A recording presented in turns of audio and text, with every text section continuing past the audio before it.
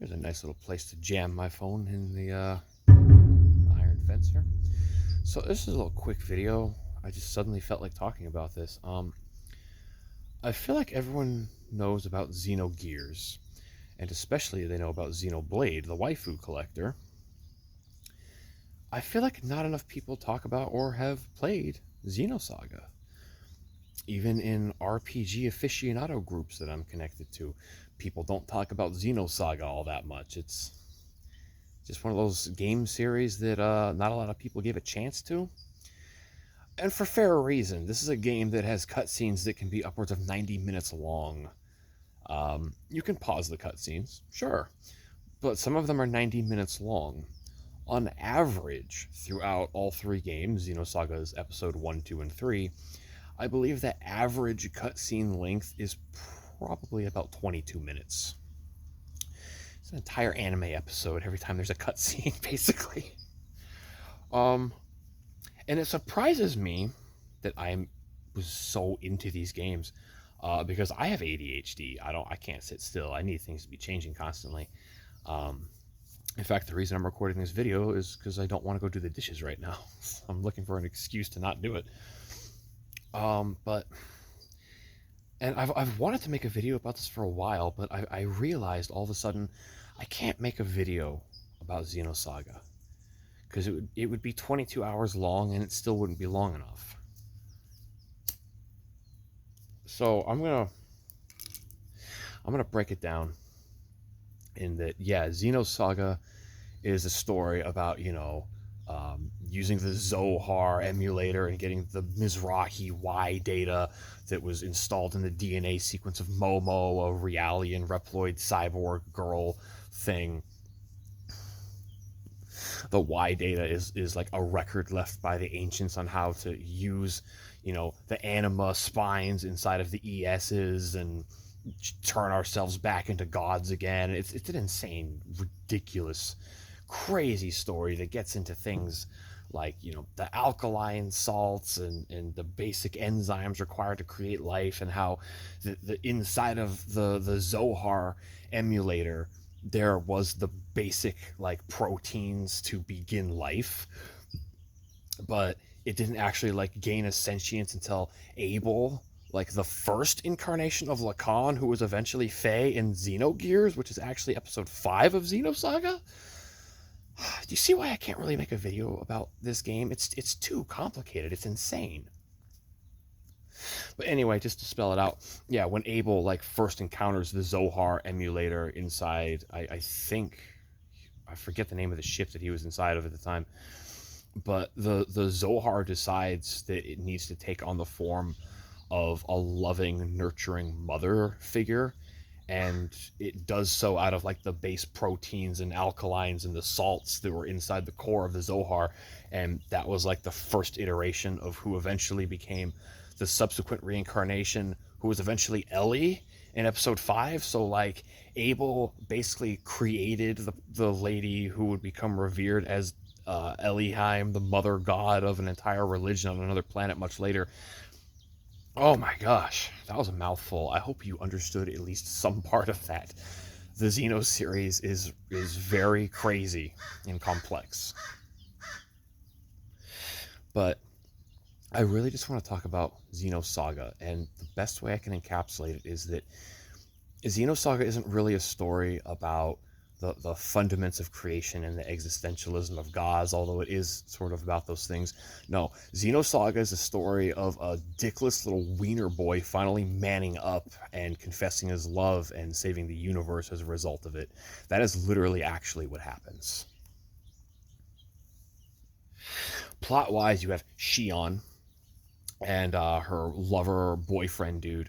They have been creating Cosmos, or some people call her Cosmos or Cosmos.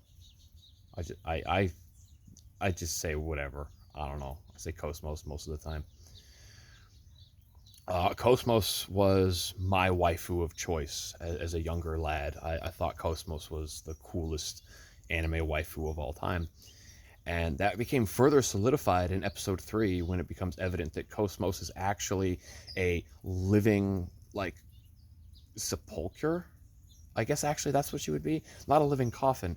She is like a holy, revered, sacred ground to hold the soul of the Mary Magdalene, whom Christ forgave in the streets, and she stopped being a prostitute after that.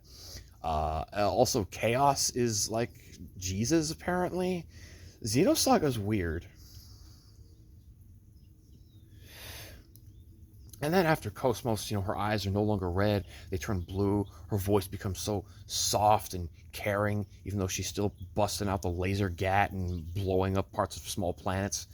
And even like the all mother Mary Magdalene, who received like the direct blessing and grace and forgiveness of Christ himself, even she cannot convince Shion that, hey, your boyfriend's actually kind of super evil, and one of the reasons he created me was just so he could become a god, and he doesn't actually care about you.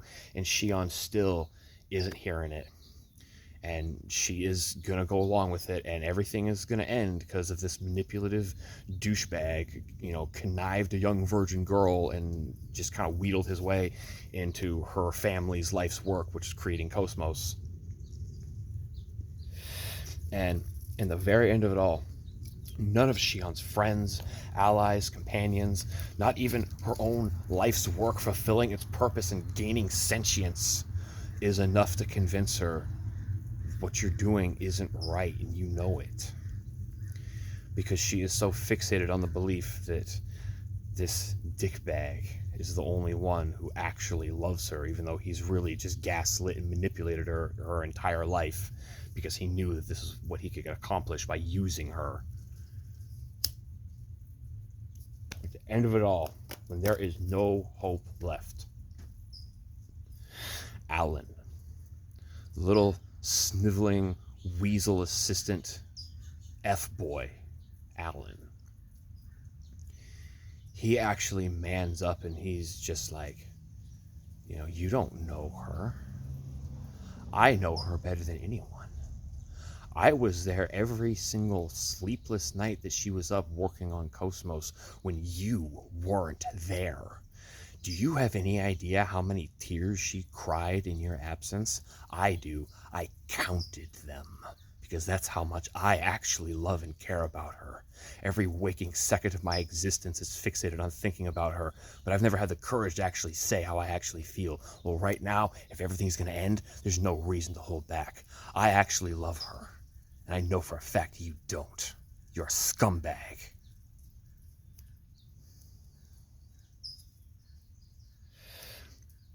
Shion finally wakes up. She finally sees the man who has been there by her side through everything, who actually sees her, accepts her, and loves every single atom of her existence. And she realizes how much she has been used and walks away from her abuser. If it weren't for that, the rest of the game would not have come to pass, and quite frankly, everything would have ended. And so really, in the end, it was a little spineless weasel of a man decided 30 seconds before the end of the 11th hour to finally confess the feelings of his heart to the woman that he loved. And everything was saved. Alan is a real hero. Alan's my favorite character in the entire story of Xenosaga. He's one of those characters. They even make fun of him in the Pro ZD skits, Benji-kun. Alan is Benji-kun, okay? He's pissing and peeing his pants and pooping in them the whole game, basically. But then at the very end, he mans up and starts just dual-wielding Gatling guns and blowing aliens out of existence. And he's just like, I'm gonna get laid when this is over, dude. Nothing's gonna stop me. Like, I know it's a little base after everything I just said, but hey, he's a man, and he's obviously full of testosterone, and feelings for the woman he loves finally come to fruition. Of course, that's what he's thinking. Don't BS me. Don't act like that's not what he's actually thinking. And then there's a pretty cool ending, which the data that's inside of Cosmos is drifting toward a planet, which one can only assume is the planet that Xenosaga Episode 5 takes place on, and that's where they got the information to create gears in the first place, is that they were based on the AWGS, the AUGs, and the ESs. That they got the information out of Cosmos to create the gears, which inevitably would be the result of creating the ultimate, the Xenogears. Anyway, seriously, I will never stop talking about this game if I don't end the video right now. If you only play one, you can just play Xenosaga Episode 3. You actually don't need to play the first two. And why? Because Xenosaga Episode 3 has an entire embedded Wikipedia about the game's entire world, and includes Metal Gear Solid style recaps of the first two games, so you don't actually have to play them to understand and experience the entire story. If you only play one Xenosaga game, if you make it Episode 3. Xenogears, while technically part of the Xenosaga story as it was originally written and intended, isn't actually a Xenosaga game. I don't care what anyone else says. They try to act like these games are not connected or they're not part of the same universe. They are. They just take place hundreds of billions of years apart from each other. So even if they are connected in a way, it doesn't entirely matter, but they are connected. Don't let anyone tell you otherwise. They're idiots. Anyway, thank y'all for listening, and please check out Xenosaga, especially because Episode 3's got music by the absolutely wonderful Yuki Kajiura, and Xenosaga Episode 3's OST is one of the finest you'll ever hear. God bless, thanks for your time, appreciate you.